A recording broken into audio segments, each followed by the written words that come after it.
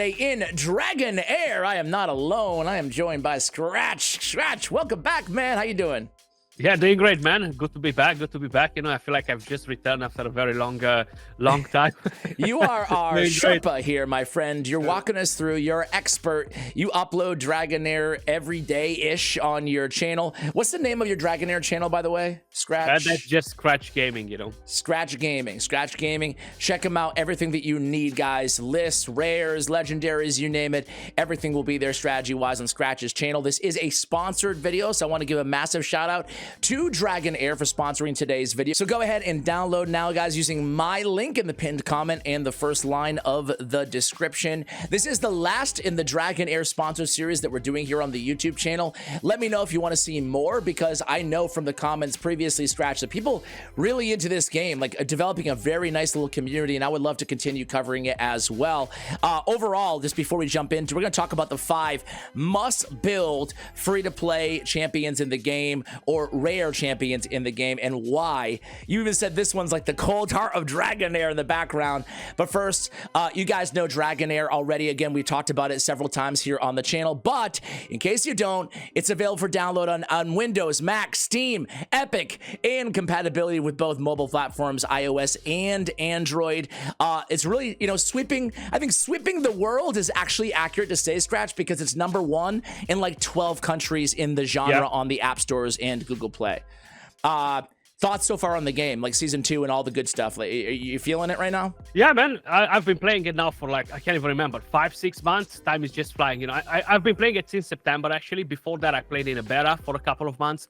I actually started the game the very first time when I played it was like over 1 year ago. You know, it was like some sort of a mini beta that they've done, or an alpha, and that's when I actually discovered the game. And so far, season 2 looks pretty solid. We have the legendary event at the moment. We got to build a lot of different teams to challenge a lot of different world bosses and kind of like improve the damage. So it's definitely really grindy and fun at the moment, you know. Awesome, man. Well, I'm glad that you're enjoying it. Let's get right to the topic of today's video, and that is, we're starting with Secr. She's your #1 choice in terms of rares, and you told me off air too that she's like, as I said earlier, the cold heart of Dragonheir. She's like the best of the best, like legendary. The MVP.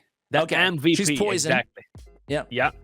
So basically, this character can just do them all, man. Like, she deals an insane amount of damage. Dragonheir, they do this thing where they call a lot of these champions support, you know, but they're actually smacking so hard. Like, she is super good. She's not really a champion that applies poisons, right? She's just from the poison element, but she has this passive that basically gives her ultimate energy whenever an enemy inflicted with a debuff dies. It doesn't matter who kills the enemy, but this allows her to rotate her ultimate skill so much faster. Think about turn meter in Raid, you know, like it's constantly just filling your turn meter. That's how this goes, you know, and it's just so damn powerful. It's constantly using that skill, and you have the battle skill putting a healing prohibition so the enemy cannot heal on a single target. Deals fairly decent damage. But then you have the ultimate, which it starts by telling you that it only hits one enemy with applying on them a healing prohibition and attack penalty. But if the enemies have debuffs, this becomes AoE. And imagine rotating these every few seconds, just bang, bang, bang, bang.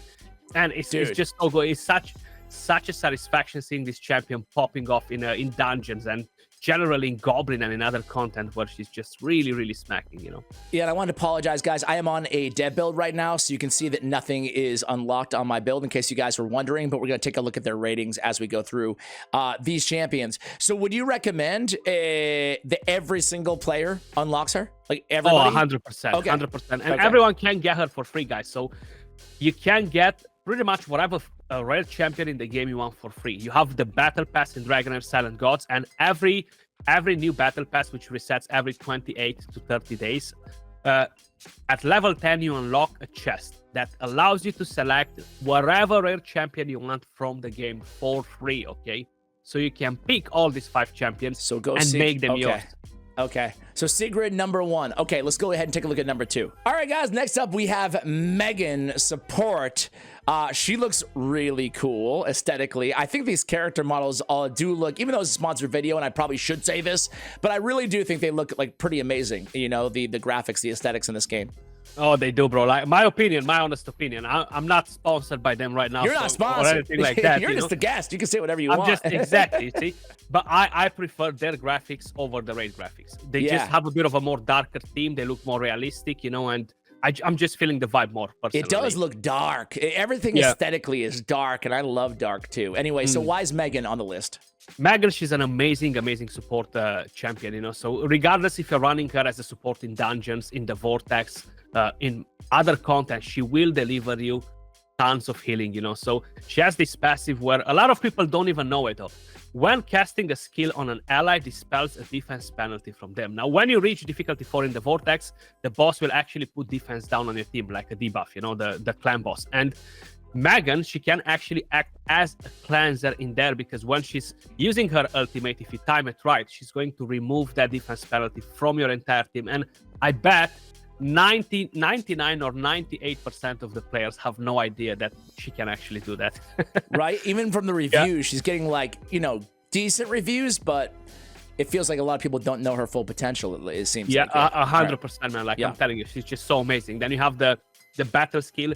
Heals an ally, recharges their ultimate energy by 25%, you know, which again, it enables that ally that gets healed by her to use the ultimate skill more often, you know, and that again is a plus, you know, just constantly pushing the damage dealer or whatever with this skill is actually amazing. And then the ultimate, defense up, the smaller version, and recovery over time to all your team, and that's very good too. You're getting healing, you're getting the smaller version of defense up to keep your team alive. So what else do you want from a rare support champion? Like, I'm using her as well. I love her, and I've been using her since the beta. And I've been using her like a madman, you know, like I'm a big simp for Megan. I love it. I love it, man. Let's take a look at number 3. All right, so this time, instead of a floating orb, we have a floating book here, Scratch. It's Arena. Tell us about Arena. She works at the library, of course. And Irina, she's actually, again, a support champion, but she's a really awesome damage dealer. Okay. She's one of those champions that throws can me really off a little bit in this game, bro. The support damage dealer thing, but... They are a few of them, like... You have it in Raid too, like you have Sinesha, crazy damage, you have Venus, Seer, crazy damage, and you have quite a few different ones, you know. So I feel like what Dragonheir does with support is mainly for champions that land debuffs, you know, they name them support. Makes sense. Champions that buff a lot, they name them support. And some of them end up in actually really smacking. And Irina is honestly one of those champions, like so powerful for the Goblin, so powerful in dungeons just because she brings decreased attack, which is massive, you know. But with a passive, when dealing damage to enemies with skills, the hero grants a shield to the nearest ally for 10 seconds. So you are getting a bit of support from this passive. Then you have the battle skill, which, think about it like a bouncing ball, you know, just hits one enemy and is just bouncing from one to another, you know. Unleashes chain lightning, dealing lightning damage to enemies. And the chain lightning can bounce among enemies up to 3 times. So it's almost like a mini AoE sort of damage, you know? Yeah, you can even see it in the little visual here. It's kind of like bouncing along. Yeah, I got you. And especially in content like the Goblin and stuff, where you need to have multiple AoE champions, she's actually amazing. Then the ultimate, AoE damage, deals lightning damage to enemies within range, with a chance of putting attack penalty, and a chance of dispelling one buff from them. Now, so many enemies, they buff in this game. They are dungeon bosses that buff, and you need to either dispel the buff from them, put attack penalty on them. Like, attack penalty is massive, you know? Like, it's a big one, big version. Yeah. AoE and the dispelling, that's a lot. Yeah, she's very strong, man. Like, she's such an amazing rare champion, yeah. Cool. All right, number 4. All right, we got Usha from the Frost. She is a nothing. She is a frost. She's a frost. So basically, that's how that kind of like each one of these elements, they have their own damage architecture, you know. So they have frost. This means that she's damage, you know. And my God, she's one of the hardest hitting characters in the entire game. Okay, well, with those freaking swords, she ought to be, bro. She definitely is. Like, she doubles max you as well with the swords, you know. So she really deals a lot of damage. Okay. She has a HP aura in dungeon battles. Yeah. The passive skill, every second basic attack at an enemy under frost deals double damage. So then, in order to really activate her kit, you need to have a bit of a frost support. So that means a champion that will actually land frost as a debuff on the enemy without crippling your damage dealers that are frost with accuracy. So while maintaining full damage on them. So you bring a support, Lance Frost, and she's gonna go ham on the enemy. She's gonna go crazy. You have the battle skill. She grants attack speed up for 10 seconds, and then the ultimate slashes forcefully twice, each dealing cold damage to enemies within range, with a chance of inflicting frost, but you don't want to give her accuracy. You want someone else to put the frost. This skill deals double damage to enemies inflicted with frost. So she has a pretty high multiplier as well, you know. So she's basically gonna deal like 1,600% of her attack in damage. You know, it's just something crazy, like so much damage. That is sick. So, go ahead. Sorry. And it's AOE too, you know. I was gonna ask. So okay, having her set up with another Frost champion, so you don't have to build her with accuracy, is gonna be a must. Again, I should have asked this on all of these champions, but do you recommend like everybody go for her, or is it just like if you just need a little bit of damage, or you know, like if the champions that you're pulling mainly are from this elemental affinity, you know, like Frost, or in Season 2 we have Frost and Radiance as a pairing, you know. So if you're getting some nice champions from this element and you're lacking damage, you know, maybe you're pulling some of the best epics from here and you still need the damage, 100%, like she's not gonna let you down, you know, like she's super solid against the Goblin and other areas where you need damage, you know. All right, let's go ahead and take a look at the 5th champion. All right, we have Coran. He's the last on the list. Tell me about this dude. I like the vibes, the White Wizard vibes. Yeah, he's the white Gandalf. You know, he's an amazing support I'm just watching champion, that with my son right now last night, so it's fresh in my mind. Yeah, I know, right? Like they definitely could be related. Yeah, I like it. He's awesome for the Radiance element, and he is one of the best rare support champions in the game, because not only that she brings you a lot of healing, but he has a very good cooldown on the skills, you know, allowing you to use the skills way more often than the other healers. So he has this passive: when healing allies, gains a 20% chance of increasing the healing by 50%, which already is massive when it happens, you know, like getting so much extra healing. Then you have the battle skill. Grants a target's max HP shield to the ally for 10 seconds and recovery over time. That's like the continuous heal.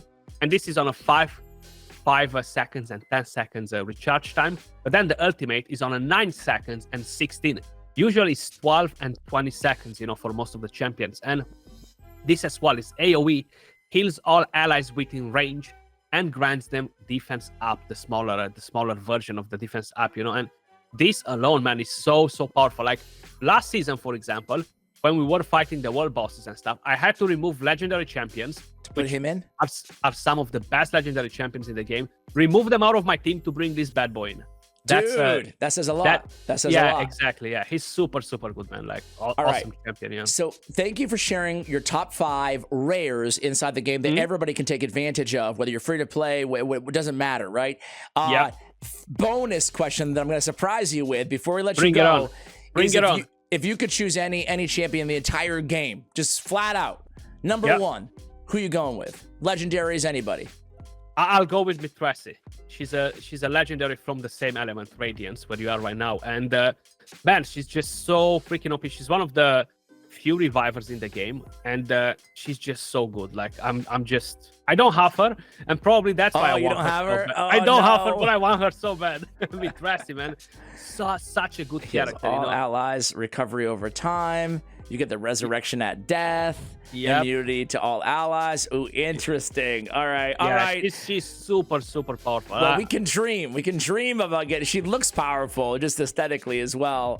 Think about like Duchess. Okay, she's like that sort of champion. Yeah. Dude, she looks sick. All right, we're going to end the video here. And again, Scratch, I want to thank you again. This is like your 3rd, I want to say maybe even 4th video in this series introducing my audience to Dragonheir Silent Gods. I have to say it's been a blast having you on. Hopefully we can continue the series at some point in the future. If you want more Dragonheir content, first off, make sure you download again. It's available on all the platforms that I listed before, but in case you missed them, iOS, Android, Epic Game Store, Windows, Mac, and Steam. There we go, Scratch. And of course, not only that, but it's also using Apple's latest technologies, such as spatial audio and variable refresh rate, if I can speak, and also highlighted at Apple WWDC 2023. The download links will be in the pinned comment in the description below. And of course, Scratch's Dragonheir YouTube channel, where you can get all the daily info that you need, the tier list, the news, the strategy, everything. Scratch, thanks for joining me again, man. I really appreciate having you on. A pleasure as always, man. Guys, thank you for watching, and as always, take care.